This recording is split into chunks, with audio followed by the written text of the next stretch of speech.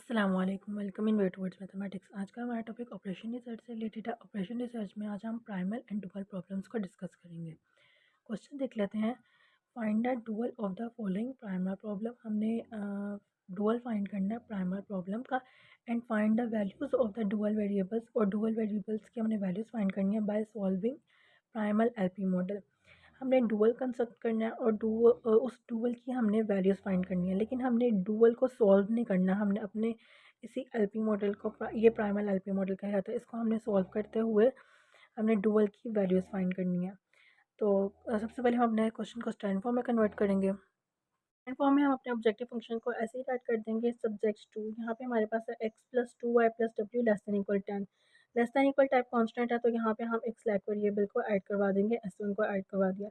Next हमारे पास है 2x minus Y plus 3w equals to 8। जब हमारे पास इक्वालिटी आ जाए क्वेश्चन में, या greater than equal type constant आ जाए, तो वो हमारे पास एम टेक्निक लगती है हमारे पास क्वेश्चन में। और यहाँ पे एक आर्टिफिशियल वेरिएबल ऐड होता है, तो R1 को हमने यहाँ पे ऐड करवा दिया। यहाँ वेरिएबल्स आ जाएंगे X Y W S1 R1 greater than equals to 0। अब जब हमने वेरिएबल्स को यहाँ पे इंट्रोड्यूस करवाया, तो यहाँ भी करवा देंगे 0 S1 minus M R1। Next number of variables देख लेते हैं। नंबर ऑफ वेरिएबल्स हमारे पास 5 है, नंबर ऑफ इक्वेशंस 2 है। नंबर ऑफ वेरिएबल्स में से माइनस करेंगे हम नंबर ऑफ इक्वेशंस को, तो हमारे पास आ जाएगा 3। 3 हमें बता रहा है कि हमारे पास 3 वेरिएबल्स जो हैं वो अब हमारे पास नॉन बेसिक वेरिएबल्स हो गए, और एक्स वाई डब्ल्यू हमारे पास नॉन बेसिक वेरिएबल्स हैं, एंड S1 R1 हमारे पास बेसिक वेरिएबल्स हैं। नेक्स्ट हमने अपने ऑब्जेक्टिव फंक्शन को नॉन बेसिक वेरिएबल्स की फॉर्म में लिखना होता है, तो उसके लिए हमने R1 की वैल्यू निकालनी है। तो R1 की वैल्यू यहाँ से निकाले तो आ जाएगी 8 minus 2x plus Y minus 3w। इसको सॉल्व करके फाइनल मैंने फॉर्म बना ली। जो हमारे पास सारे वेरिएबल्स हैं उनको हम जेड के पास ले गए इस साइड पे, और यहाँ मेरे पास ये सोल्यूशन आ गया। अब इन सब वैल्यूज़ को हम टेबल में पुट करेंगे और सिंप्लेक्स टेबल बना लेंगे।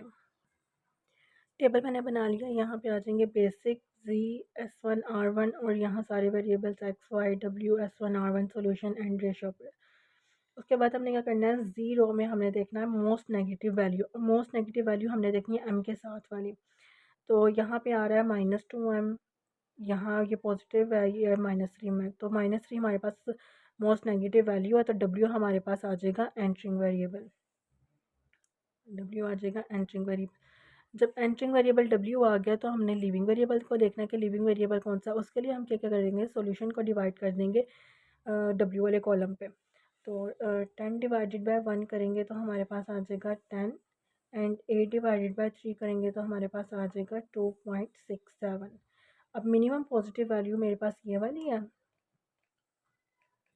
इसके कॉरस्पॉन्डिंग देखें तो ये मेरे पास आ जाएगा पिवट एलिमेंट, एंड R1 हमारे पास आ जाएगा लिविंग वेरिएबल। नेक्स्ट टेबल मैंने बना लिया है। यहाँ पे हमारे पास S1 एज इट इज़ आ जाएगा, और R1 लीव करके W मेरे पास एंटर हो जाएगा। नेक्स्ट हम आपने क्या करना है कि हमारे पास 3 है ना, इसको हमने 1 बनाना है, इसके ऊपर नीचे 0 बनाना है। तो इसको मैंने 1 बनाने के लिए इस पूरी रो को डिवाइड कर दूँगी 3 के साथ। तो यहाँ पे आ जाएगा 2/3 -1/3 1 0 1/3 एंड 8/3।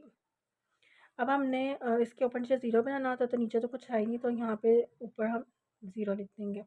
अब हमने ये वैल्यूज़ फाइंड करनी है। ये वैल्यूज़ कैसे आएंगी, -5 -2 m में से माइनस करेंगे -4 -3m टाइम्स 2/3। इसी तरह 12 प्लस m में से माइनस करेंगे -4 -3m टाइम्स -1/3, और इसी तरह बाकी वैल्यूज़ को भी हम फाइंड करके लिख लेते हैं यहाँ पर। मैंने पूरा टेबल सोल्व कर लिया और वैल्यूज़ मैंने सारी यहाँ पे लिख ली हैं। अब हमने क्या करना है, हमने ज़ीरो में देखना है कि हमारे पास अब नेगेटिव वैल्यू कौन सी है। तो मोस्ट नेगेटिव वैल्यू मेरे पास आ रही है -40/3। तो यहाँ पे y मेरे पास क्या आ जाएगा, entering variable. y entering variable आ जाएगा। उसके बाद हमने देखना है कि हमारे पास लिविंग वेरिएबल कौन सा है। लिविंग वेरिएबल के लिए क्या करेंगे, सोल्यूशन को डिवाइड कर देंगे इस कॉलम के ऊपर। 22 डिवाइड बाई 3 डिवाइड बाई 7/3 आ जाएगा 22/7। 8/3 डिवाइड बाई -1/3, तो ये नेगेटिव वैल्यू आ जाएगी, तो इसको हम इग्नोर कर देंगे। तो हमारे पास मिनिमम पॉजिटिव वैल्यू आ गई 22/7। इसके कोरस्पॉन्डिंग देखें तो हमने 7/3 को बनाना है 1, इसके ऊपर नीचे बनाना है हमने 0, और S1 हमारे पास आ जाएगा लिविंग वेरिएबल। नेक्स्ट हमने टेबल बना लिया। यहाँ पे आ जाएगा बेसिक Z S1 हमारे पास लीव कर रहा है एंड वाई एंटर करे तो वाई आ गया, यहाँ पे आ गया W। अब हमने क्या करना था, हमने इसको 1 बनाना है, इसके ऊपर नीचे 0 बनाना था। इस पूरी रो को हम मल्टीप्लाई कर देंगे 3/7 के साथ। तो यहाँ पे आ जाएगा हमारे पास 1/7, यहाँ आ जाएगा 1, यहाँ आ जाएगा 0, यहाँ आ जाएगा 3/7, यहाँ आ जाएगा -1/7 एंड यहाँ आ जाएगा 22/7। अब हमने इस 1 के नीचे ऊपर नीचे हमने बनाना है 0, तो यहाँ पे हम 0 कर देंगे और हमने ये जो वैल्यूज़ हैं बाकी ये सारी वैल्यूज़ फाइंड करनी है। वैल्यूज़ कैसे आएंगी, -7/3 में से माइनस करेंगे -40/3 टाइम्स 1/7। उसके बाद 0 में से माइनस करेंगे -40/3 टाइम्स 0, जो कि हमारे पास 0 आ जाएगा। और 0 में से माइनस करेंगे -40/3 टाइम्स 3/7, 4/3 प्लस m में से माइनस करेंगे -40/3 टाइम्स -1/7, 22/3 में से माइनस करेंगे -40/3 टाइम्स 22/7। तो 22/7 इसी तरह हम इसको सॉल्व करके सारे को लिख लेते हैं। मैंने पूरे टेबल को सॉल्व करके यहाँ पे लिख लिया है। उसके बाद अब हम दोबारा फिर वही काम करेंगे। जेड रो में हम देखेंगे कि हमारे पास मोस्ट नेगेटिव वैल्यू कौन सी है। तो मोस्ट नेगेटिव वैल्यू मेरे पास -3/7 है। तो हम इसको हाईलाइट कर लेंगे कि हमारे पास आ जाएगा एंटरिंग वेरिएबल। अब हमने देखना है कि लिविंग वेरिएबल कौन सा है। लिविंग वेरिएबल के लिए हम क्या करेंगे, सोल्यूशन को डिवाइड कर देंगे इस कॉलम पे। तो 22/7 डिवाइड बाई 1/7, 26/7 डिवाइड बाई 5/7, ये आ जाएगा 22 और ये आ जाएगा 26/5, जो मेरे पास 5.5 के इक्वल होता है। तो मिनिमम पॉजिटिव वैल्यू मेरे पास ये आ रही है। तो इसके करस्पॉन्डिंग देखें तो हमारे पास 5/7 आ जाएगा पिवट एलिमेंट एंड W हमारे पास आ जाएगा लिविंग वेरिएबल। अब हमने नेक्स्ट टेबल में एक्स को हमने एंटर कर देना।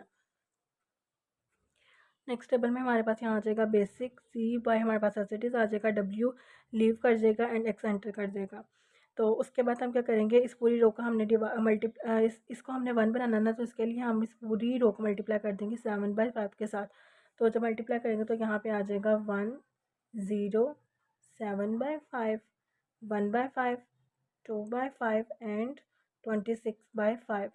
अब हमने जो 1 बनाया इसके ऊपर नीचे 0 बनाना, नीचे तो हमारे पास कोई वैल्यू है ही नहीं, तो यहाँ हम ऊपर 0 बना देंगे और इसी तरह इन सब की वैल्यूज़ फाइंड करेंगे। तो वैल्यूज़ कैसे आएंगी, हमारे पास ये वाली वैल्यू आ जाएगी। 0 में से माइनस करेंगे -3/7 टाइम्स 0, जो कि मेरे पास 0 आ जाएगा।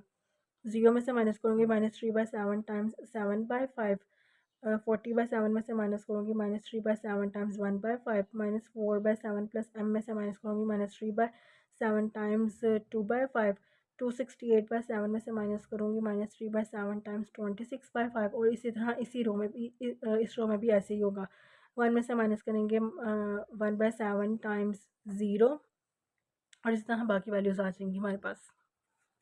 टेबल मैंने सॉल्व करके लिख लिया। अब यहाँ पे हमारे पास नॉन बेसिक वेरिएबल्स ये 3 है, एक्स वाई एंड डब्ल्यू। इन तीनों में हमारे पास 0 में कोई भी नेगेटिव वैल्यू नहीं है। इसका मतलब हमारे पास टेबल ऑप्टिमल आ गया। तो ऑप्टिमल वैल्यूज़ लिख लेते हैं फिर। ऑप्टिमल वैल्यूज़ हमारे पास आ गई। जेड हमारे पास आ जाएगा 274/5, एक्स हमारे पास आ जाएगा 26/5, वाई आ जाएगा 12/5 एंड डब्ल्यू आ जाएगा 0 के। अब ये जो हमारे पास ऑप्टिमल वैल्यूज़ आई है ना, ये हमारे पास आई हैं प्राइमल एलपी मॉडल की। अब हमने नेक्स्ट क्या करना है, हमने डुअल कंस्ट्रक्ट करना है और डुअल वैल्यूज़ फाइंड करनी है, डुअल वेरिएबल्स की वैल्यूज़ फाइंड करनी है। तो अब हम डुअल कंस्ट्रक्ट करेंगे और उन वेरिएबल्स की वैल्यूज़ फाइंड करेंगे। डुअल कंस्ट्रक्ट करने से पहले हमारे पास कुछ रूल्स हैं, हम उन रूल्स को देख लेते हैं।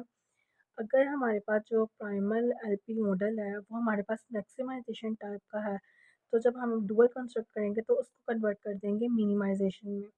और जब हम मिनिमाइजेशन में कन्वर्ट कर देंगे और जब हमारे पास सब्जेक्ट टू में जो हम लिखेंगे ना, वहाँ पे सारे constants greater than equal type के होंगे और वेरिएबल्स अनरिस्ट्रिक्टेड है। अगर हमारे पास मिनिमाइजेशन है, ऑब्जेक्टिव फंक्शन यानी कि जो हमारे पास एलपी मॉडल गिवन है, प्राइमल एलपी मॉडल, वो अगर मिनिमाइजेशन टाइप का है तो डुअल में हम उसको कन्वर्ट कर देंगे मैक्सिमाइजेशन टाइप में, और हमारे पास सारे कॉन्स्टेंट जो होंगे वो लेस देन इक्वल टाइप के होंगे और वेरिएबल्स अनरिस्ट्रिक्टेड आएगा। तो अब हम इसको डुअल को कंस्ट्रक्ट करते हैं।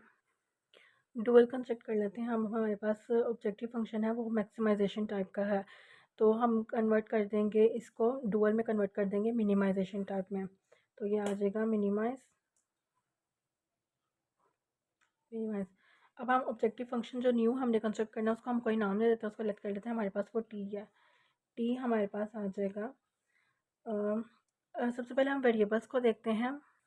हमारे पास यहाँ पे 2 ही क्वेश्चन है ना, तो इसका मतलब हमारे पास 2 वेरिएबल्स होंगे।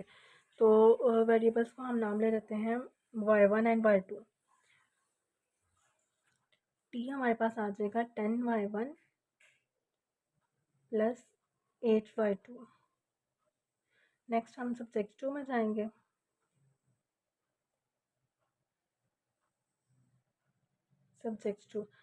सब्जेक्ट टू में हमारे पास आ जाएगा y1 plus 2y2, y1 plus 2y2। आपको बताया था कि जब हमारे पास मैक्सिमाइजेशन टाइप का एलपी मॉडल हो, प्राइमल एलपी मॉडल, तो उसको हम कन्वर्ट करते हैं मिनिमाइजेशन टाइप में, और हमारे पास सारे कांस्टेंट आते हैं ग्रेटर देन इक्वल टाइप के। तो हमने जितने भी कांस्टेंट्स आगे लिखने हैं वो सारे ग्रेटर देन इक्वल टाइप के हो जाएंगे। ग्रेटर देन इक्वल आ जाएगा 5 के। इसी तरह आ जाएगा 2 minus y greater than equals to 12। Similarly y1 sorry यहाँ पे आएगा y1 और y1 plus 3y2 greater than equals to 4। y1 plus 3y2 greater than equals to 4। और इसी तरह यहाँ पे हाली s1 है, तो यहाँ पे सिर्फ y1 लेंगे, y1 greater than equals to यहाँ पे 0। और इसके बाद हम यहाँ पे देखेंगे ये y2 आ जाएगा, y2 greater than equals to minus m। y2 हमारे पास आ जाएगा अनरिस्ट्रिक्टेड। अनरिस्ट्रिक्टेड हमारे पास क्यों है? अगर हम अपने क्वेश्चन में देखें, हमारे पास जो प्राइमल एलपी मॉडल गिवन किया हुआ है, वहाँ पे हमारे पास सेकंड इक्वेशन में हमारे पास इक्वालिटी आ रही है। तो सेकंड इक्वेशन में इक्वालिटी आ रही है, इसलिए हमने सेकंड वेरिएबल को हमने कह दिया कि हमारे पास y2 क्या है, अनरिस्ट्रिक्टेड है। अब हमने क्या करना है, हमने ऑप्टिमल वैल्यूज़ फाइंड करनी है इन डुअल वेरिएबल्स की, यानी कि y1 और y1 की हमने वैल्यूज़ फाइंड करनी है।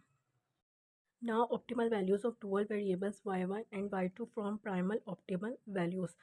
जो हमने y1 एंड y2 की हमने वैल्यूज़ निकाली, ऑप्टिमल वैल्यूज़ वो हम निकालेंगे प्राइमल वैल्यूज़ में से ही।